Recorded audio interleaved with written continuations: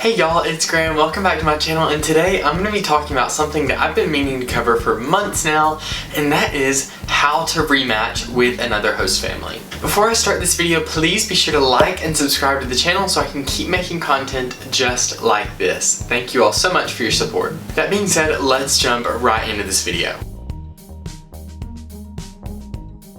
Now today's video is going to be a bit of a shorter video, really just because this rematch topic isn't a lot to talk about so much, but it is a lot to comprehend. So I wanted to leave you some time to think about what I'm saying, but I won't be saying a ton of things today. If you're not familiar with the term, essentially rematching is when an au pair goes from one host family that they didn't match with, that they're not compatible with, and they find a different host family. I'm going to be making another video really soon about whether you should rematch or not, because rematching is absolutely your last option. If you've tried everything with your current host family, and if things just aren't working out well, then you should rematch. But rematching should not be your first choice, or you shouldn't just rematch if you're not happy or if things aren't going well. All that to say, you do know your own situation. I don't know where you're at right now, so you ultimately have to make the decision to rematch for yourself. But hopefully this video will give you a bit of guidance on how to rematch, what to do next, what are those next steps, and how to make sure you get that perfect host family the second time. I've broken this video down into 3 really easy steps that you can follow in order to have a really smooth rematch. Now granted, if you're watching this video wanting to rematch, or if you're just looking to be an au pair and considering what a rematch is, know that any rematch is going to be a bit difficult. Anytime that you're leaving one family, a family that you've communicated with and probably bonded with a bit, to move to a different family, that's always going to be hard. It's never going to be an easy thing to do, and I really do feel for you if you're in this situation. If you're watching this video right now and you're looking to rematch, leave me a comment down below letting me know what's going on, and maybe I can help you out, or other au pairs reading the comments can help you out as well.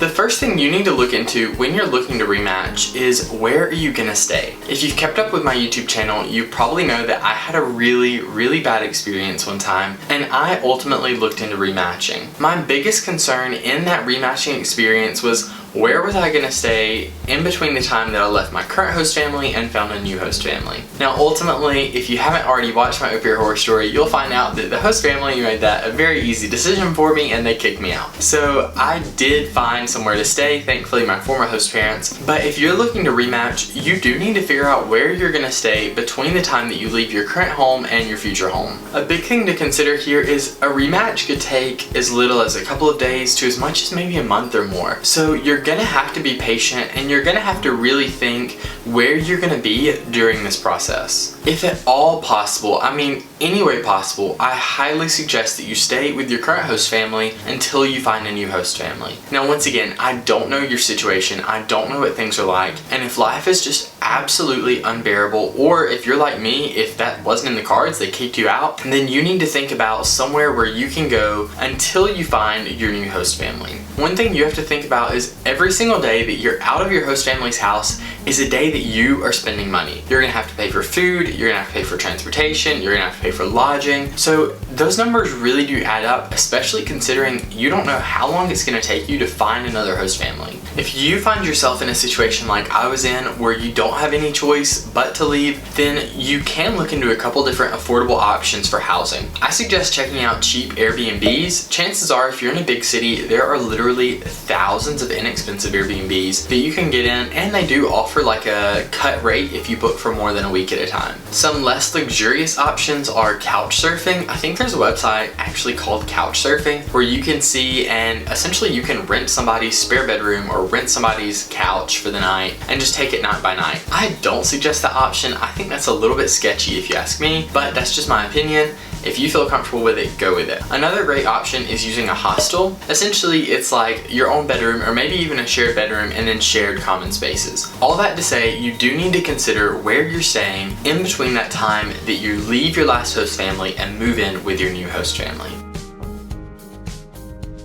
The second step in this process is the physical action of rematching. The good news of the rematch is it's so much easier to find a host family when you're in country than when you're out of country. So essentially that means it's going to be easier for you to find a host family than it was the first time. The first thing you need to do when you're rematching is determine your search criteria. What I mean by this is you need to figure out what you want for the second host family. The great thing about rematching, or I guess one of the more positive aspects of a very negative thing, is you probably know at this point what you don't like. So that's going to help you determine what you do like in another host family. Some things you need to think about are, do you want to stay in the city that you're in right now? Do you want to move to a different city? Or are you kind of open to it? I think generally you'll probably have more options if you say you'll move anywhere inside the country, or I've even heard people piggybacking off of their visa and going to a different part of Europe. I know that's not technically legal, I don't guess, but it does work. So you do need to figure out exactly where you're going to go, so that can help narrow down your search. Essentially, when you're trying to figure out your criteria for the rematch family, think back to the first au pair experience and the things that you looked for there. Do you want to tweak anything, or do you want to look for the same type of family? Once you've determined what your search criteria are, you need to move into step 2, and that's actually searching for a family. This is the labor-intensive part, and if you've watched my other videos, you've probably heard me say you will get out of it what you put into it. So that means if you put in a lot of labor into finding a new host family, if you're constantly working on it, responding to messages, seeking out host families, then you're probably going to find good host families very quickly.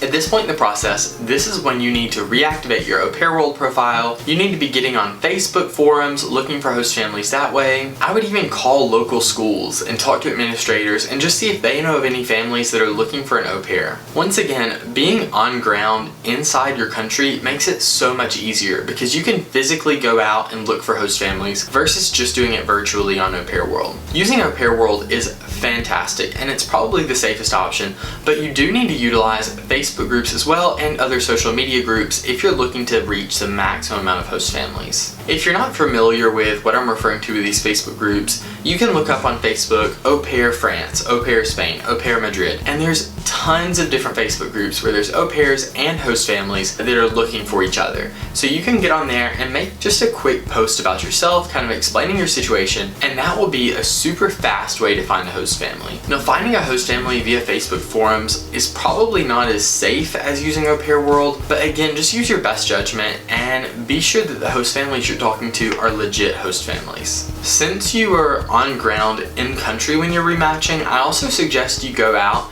and physically look for host families. Like I said a second ago, I would go to local schools, go to churches nearby, go to any organization, or essentially just reach out to different organizations or businesses that you know young families are a part of. This could be so simple as calling local churches, calling schools, getting in touch with different study groups or things like that. Just putting your name out there, letting people know that you are looking for a host family. Once again, the more work that you put into this, the more reward you're going to get from it. So I really do suggest during this time, you get out there, put in a lot of work into finding that host family, and I promise you, if you do work hard at it, you will find host families. The big thing with this point though is I highly suggest that you try to meet these host families in person. Once again, that is a great aspect of being in country, is you have the incredible opportunity to meet host families face to face. Even if it's a bit of a drive or you have to spend a bit of money to get there, do try your very best to meet the top host families, because I think that gives you just an unparalleled access into their lives, and it kind of lets you see who they are as people. Of course, don't spend all your money buying plane tickets or train tickets to meet these host families, but if they are local and if it doesn't cost too much, I would definitely go out of my way to meet these people, because it is really going to give you a leg up over other au pairs who are just doing it digitally.